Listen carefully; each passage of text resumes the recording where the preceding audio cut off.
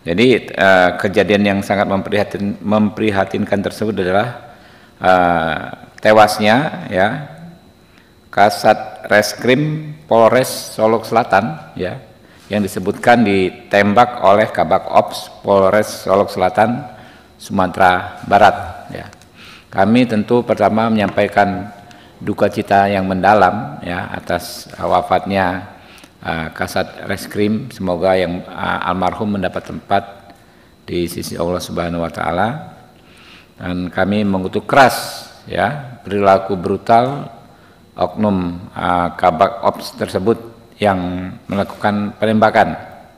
Kami meminta peristiwa ini diusut secara tuntas, baik kasus penembakan hingga tewasnya ya, maupun kasus yang melatar belakangi terjadinya pertikaian ini. Info yang kami dapat adalah terkait dengan penindakan penambangan ilegal tipe galian C.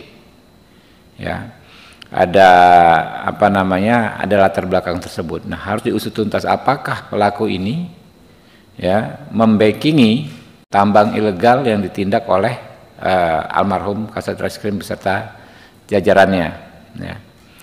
Lalu kami juga mendapatkan video, nanti diputar ya, dikasih kawan-kawan. Kami juga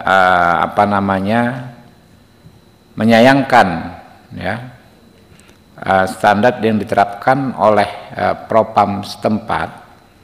Kami lihat seorang yang jelas-jelas tersangka pelaku penembakan itu tidak diborgol ketika dibawa maupun ketika ada di ruangan, bahkan berjalan seolah-olah didampingi seperti halnya pejabat kepolisian.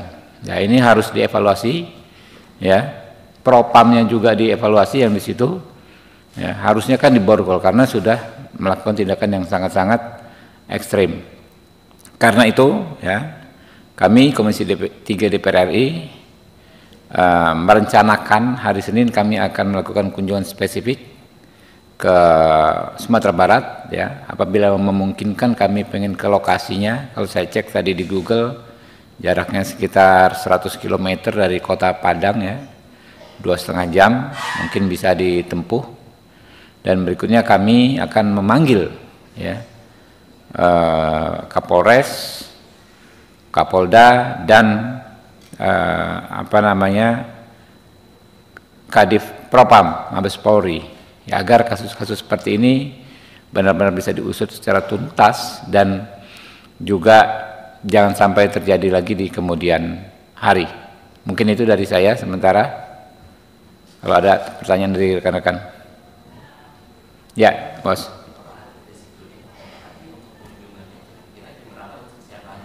Ya, hari Senin. Ya, jadi mekanismenya hari ini kami sedang mendata kepada para kapoksi dari masing-masing poksi siapa saja yang akan berangkat.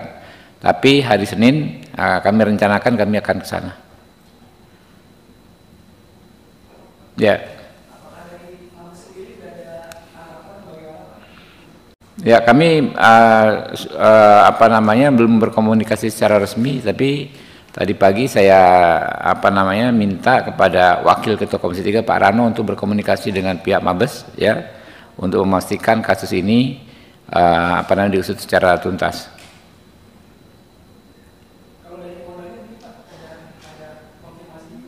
Ya, ini dalam proses kita akan hubungi. Yang jelaskan supaya clear, jelas kami mendapatkan informasi yang lengkap, detail dan jelas. Kami nggak bisa hanya melalui sambungan telepon. Kami harus berkunjung ke sana. Ya, Bro.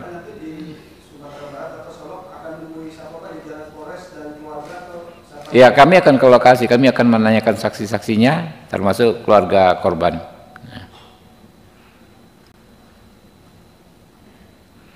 Oke, guys, yuk. Bos.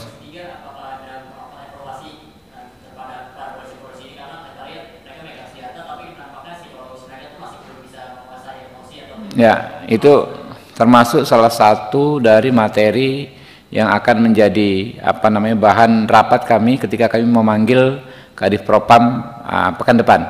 Akan kami panggil secara khusus Kadin Propam untuk sama-sama mengevaluasi bagaimana penggunaan senjata, termasuk bukan hanya penggunaan senjata, termasuk mendeteksi anggota-anggota tersebut bermain-main dengan tambang ilegal, gitu ya. Putar videonya. Nah, ini nih, ya. Nah ini nih. Kalau informasi dari video yang kami dapat di WA grup komisi, dan yang di tengah itu pelaku tuh. Ulang. Nah, tunggu saya tinggal kamera. Kalau udah siap? Tunggu kamera siap dulu. Kamera siap.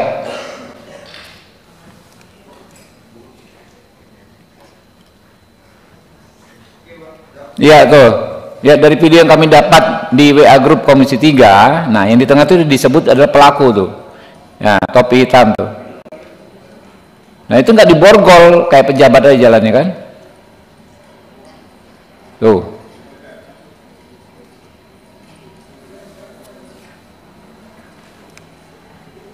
Oke. Ada foto yang di ini, yang ada tadi ada merah-merahnya. Nah itu kan di tengah, diborgol nggak tuh? Kayak di zoom bisa? Nggak diborgol. Tidak diborgol itu.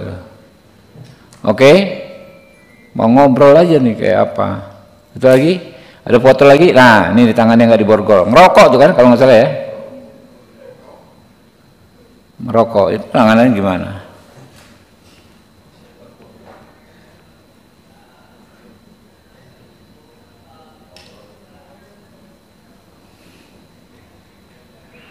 Ya.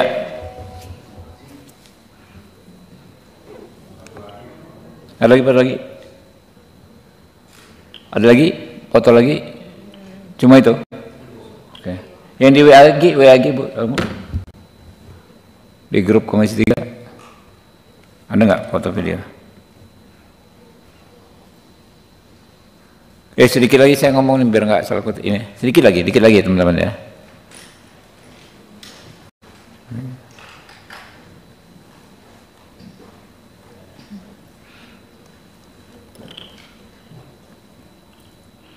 Ya, kasus ini kan fenomena oknum ya. Kami yakin Pak Kapolri, Pak Listio Sigit bisa menertibkan anggotanya seperti ini. Kalau standarnya Pak Sigit ya, standarnya Pak Kapolri, orang-orang begini nggak ada ampun. Pastilah ya akan diproses dengan tegas, akan ditindak dengan keras untuk menerima hukuman yang seberat-beratnya, baik dalam konteks pidana maupun dalam konteks etik ya. Jadi insya Allah ya kami percaya Pak Sigit bisa segera menyelesaikan masalah ini. Terima kasih. Oke guys, yuk, thank you ya. Nah ini sekalian nih mau doorstop daripada gue dikejar-kejar kayak apaan gitu kan. Ada mau nanya apa aja coba kalau jawaban ini.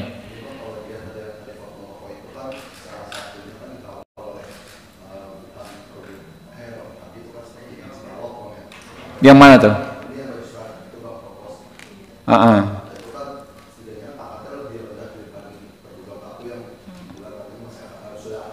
AKP Pak.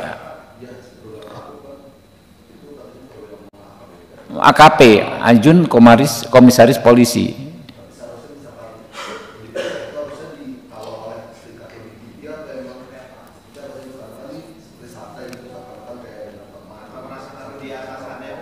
Ya mungkin saja, itu dia. Makanya siapapun sebetulnya kalau namanya tersangka kan ya harus, ini apalagi pembunuhan ya, harusnya diborgol gitu loh. Ini bagian jadi apa ya Pak?